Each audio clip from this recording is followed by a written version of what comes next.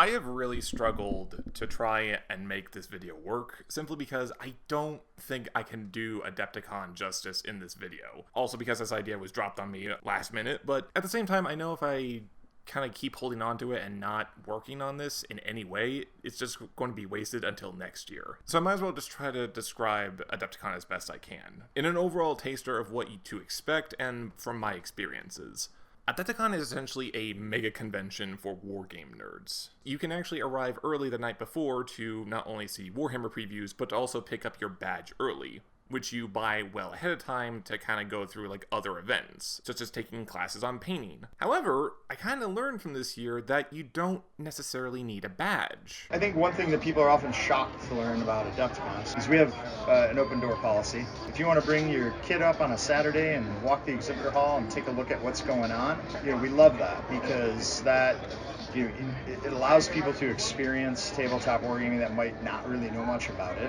1 out of 10 people might come back and be an attendee next year. So, and hey, guess what? We don't have to staff the doors and check badges all the time. It kind of caught me off guard when I heard this, but it also makes sense that you want to try and get people in here and just really see what the hobby is all about. It also makes me appreciate kind of the volunteer staff that kind of help all run this, and really kind of gives a lot more emphasis on all the various vendors and sponsors that back this event. There's like over 100 sponsors that do this, and you will find most of them in the hall, one of which you will actually find on Wednesday night before opening, and that is the Toledo Game Room. It's basically a miniature shop in of itself where you can just find very rare miniatures from like Old Hammer, all the various old different books, various board games, or even just, like small single miniatures that you might need or want.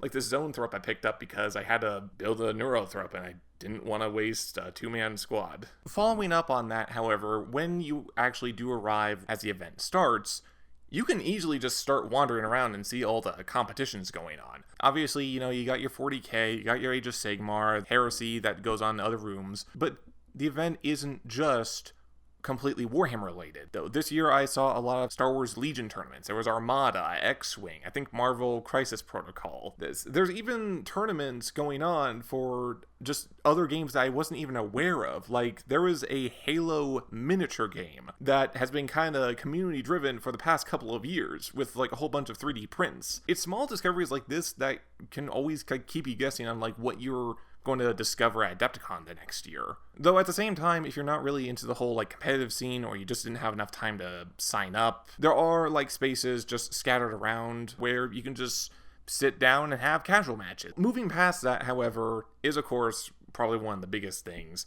the vendor shop. The vendor area is honestly so packed that they have to not only open the walls so now you can kind of freely walk between the various tournaments, but to also allow access to some of the other vendors because like their main facing sides are collapsed on those walls. That's how they're only able to fit them in. Of course, you got your Warhammer Games Workshop store where you can pick up like Forge World. They have these 2 gigantic hammers. And this year was also a very nice diorama of, I believe it was the Drop Site Massacre. That was fun. Then you also have like some other big named companies in the miniature scene. Warlord Games is pretty well known for like their bolt action series, along with Judge Dredd, Slain, Conflict 47, I believe. But that's not always to say that you have super big miniature companies that are only there. There are sometimes just smaller or more obscure companies and games that you can discover. Like, for example, say DGS Games and their game of Free Blades. There is Relic Blade. There is Colin Epic War Games and Polyversal. There is War Mage Diary of the Witchborn. Crocodile Games. Blacksite Studios. There's the Lunar game that honestly kind of looks fun. Then there's Arena Rex. There's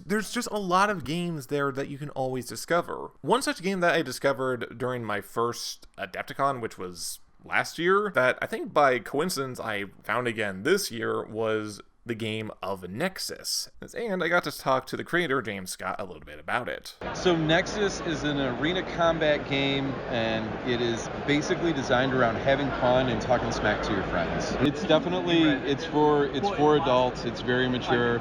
There's some graphic content in there, like as far as, potty humor and things like that. I've got about 16 different helots. So I want to make a big variety of them to fit people's personalities. personalities and what they want to bring in there. In the future, there's lots more to come. It's already done, and hopefully it'll be coming soon. And there's always more games that you can discover here that you would probably just never really think otherwise, since sometimes they're kind of more imports. Bushido is one of these games that I've always kind of discovered on and off again, and kind of demoed last year. And I kind of wanted to talk with some of the creators a little bit more about it, since I think it's really neat. In a nutshell, it takes place in a set of islands in Archipelago, and there has been a recent assassination of one of the daimyos. So there's a bit of a power struggle going on at the moment. It's a blind bluff system. Don't know how many dice are rolling to attack, and then obviously you can't adjust your defense dice accordingly, so it's a blind roll.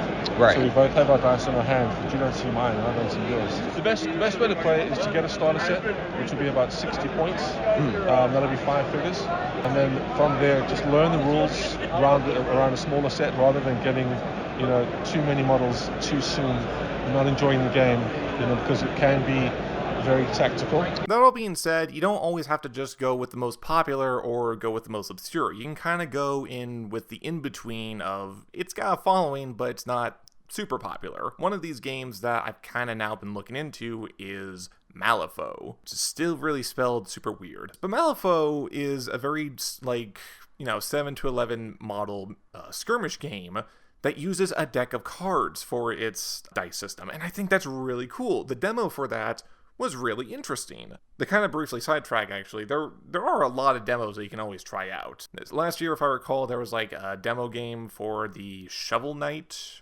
board game by Panda Studios. That was pretty fun. And another board game that I tried out was this really weird Lolly Girl racing game, but I tried the demo for it and it was actually really fun, with like a combination of bumper cars and the various card systems to screw over your opponents to try and get first place. How often can you play a board game as a Lolly Girl with a melt-a-gun? Kind of going back to the middle tier games, there's plenty that you can probably discover and will probably know about. One of which, of course, is another miniature game that I've kind of been looking into, Conquest. And I was fortunate enough to talk to Daryl McKay and Stavios Halkis to kind of discuss about the game. Halkis being the original creator. So I used to play a lot of another game system, and then they were less than respectful towards it, and I decided that to hell with it, I'm going to make my own. So Conquest is a creative game in that we offer the opportunity for fans to play with one narrative story, our lore of Ea, and one set of miniatures in 2 different game styles. You can play our First Blood style of game, which is a fast-paced, small army, small table game to pick up. Over here we have square-based, full rank and flank mass fantasy battle. Have any future plans currently? Loads. Which ones am I allowed to talk about? People have been clamoring for more orcs on more dinos. We've decided to give them brachiosauruses and triceratopses and all sorts of crazy stuff. And after that, we're slowly going to continue expanding into new factions. Okay. I think that the factions are going to accelerate significantly in 2025 as we start completing certain army lists. Okay. And we're looking into other projects, cooperations that will hopefully be announced very soon. War games aside, you can still find plenty of other skirmish games, one of which was from Wizards of the Coast and their product of D&D Onslaught. A skirmish game that I've heard very recently and kinda piqued my interest, and they had a few demos running that I managed to snag some places in. I even got to talk to some of the designers on the game. So it's Dungeons & Dragons combat that you love, kind of distilled down for a tactical skirmish, but it's player versus enemy. And it's D&D, so it has to be D20 combat. Currently there are 4 factions available. There's the Red Wizards, the Many Arrows, the Harpers, and the Zatarum. And in addition to those 4 factions, there are sellsword packs that are going to be, mercenaries that are available to every faction to field, and that can form their own faction as well. The main thing that we are focused on is just making the game as good as it can be, providing people with additional content in the form of free online scenarios. Yeah, we've got releases just about every month. We're really throwing a lot of time and effort and resources into this system because we have a lot of faith that it can really go the distance and attract a good crowd. If you don't even really care that much about games in general, you can also just kind of go there to find miniatures to paint of just various single, like, diorama figures and busts, with plenty of vendors to offer those. But also, more surprisingly, is now kind of the field of 3D printing companies kind of coming into the scene, as I got to meet someone from Bestiaire Miniatures to kind of talk about their company. So we're developing our own universe, which inherits like different type of horrors and nights and like all the dark fantasy themes we personally enjoy. Yeah, Souls-like series, like this is one of the pillars, but aside of this I get a lot of inspiration from the old school sculptors. So I am personally a fan of Frank Frazetta. We put a lot of love in our artwork, so every design has behind it like a short story, so it tells, like, the models tell the stories by themselves. Along with the models we have monthly adventures, D&D books, so in which you can find like all the lore and all the background for the characters we do. Our platforms are Patreon and Tribes, where we release on monthly basis. I don't want to say like huge, but quite big sets of models, like about 30 models every month. They're all theme-based, so around one region of our universe. Quick bonus question, is that helmet available to print? That massive one. Yeah, this is our creative experiment, so it's not available anywhere. So this is one unique copy we have done for the show specifically. Segueing off the idea of miniatures is competition, and of course one of the largest competitions in the miniature painting scene is the Golden Demon that you do have here. And I gotta say, it really is something just to kind of come back to every day to these cabinets and see it slowly fill up with more and more entries. Just seeing all the detailed craftsmanship some people can come up with, and just imagining how long it takes them to work on this and present it just to be in here. And like any good convention, it is not complete without maybe meeting some people there, whether friends or just random people that you might know. To my experience, I just kept seeing a lot of people around just in terms of the miniature painting scene on YouTube. Scott the Miniature Maniac, Goobertown Hobbies, Vince.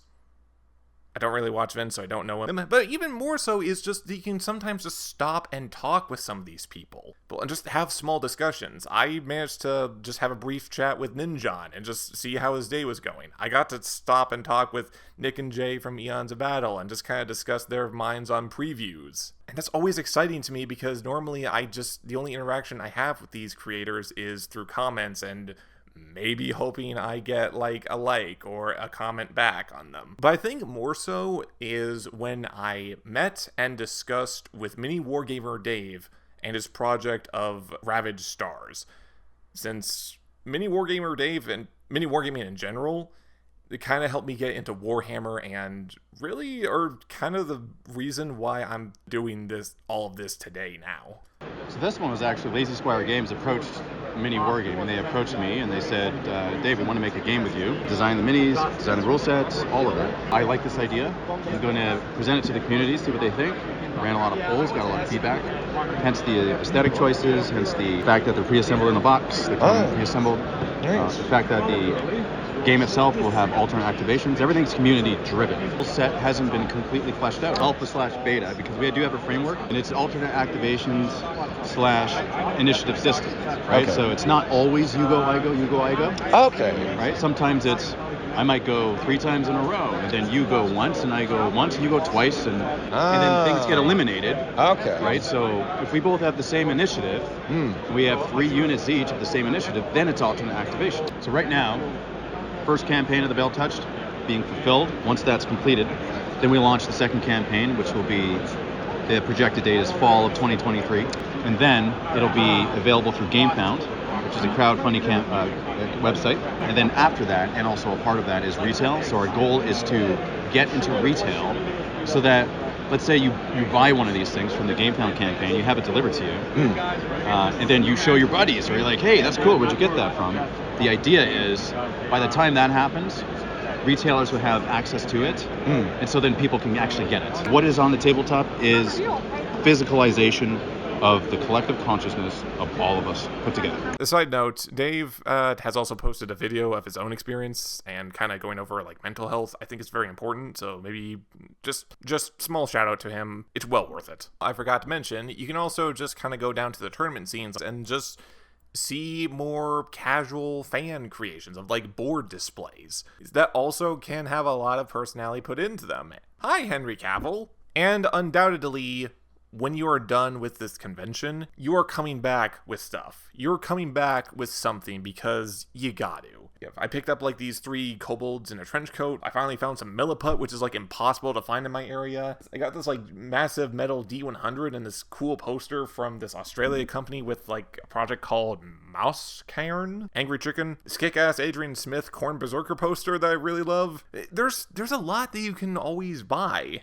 And that, I think, now has to sadly make me segue into the downsides of Adepticon. Of course, this being a convention, it will take a lot of money. I tried my best to save up as much as I could for this year, but honestly, the whole entire trip and the whole entire event will cost you. For me, it costs roughly like a 3.5 to 4 hour drive just to get up here to a roughly expensive hotel for like $400 or just for 3 nights. The hotel situation, I will also say, is a little rough because the convention center itself is a hotel, but it's usually booked pretty fast. There are plenty of surrounding hotels. I think they usually give like some sort of discount just because of the area, I believe. If you're buying food at the hotel, which of course makes them happy, that's also going to be pretty expensive, etc. You're eventually going to run out of money, no matter what. And as much as I really liked picking up the stuff I did for this year, I always felt like I was missing out. Vendors alone, I also think, don't really offer any sort of discount. There was only one vendor I really ran into that actually was offering discounted prices on everything they were selling, and the reason was basically it was like in olden times conventions offered discount just because of like the price of travel and possibly stay. And I kind of am wondering why that isn't maybe a bit more normal here. Games Workshop, I'm not really holding any bar to it because it's Games Workshop, but I do kind of wish like other companies would kind of follow through with this because as I mentioned with like the price of the hotel and all the food and basically everything else, I think it would have really helped me and just kind of helped me maybe get like a little bit more that I wanted. To kind of go back though, if you are being booked into like a separate hotel from the convention center, be aware of the drive over because you're going to run into probably your biggest issue no matter what at this convention. Parking. It is bad. We're going to be in this facility for a while. This facility has a very large expansion plan that can't come soon enough for us.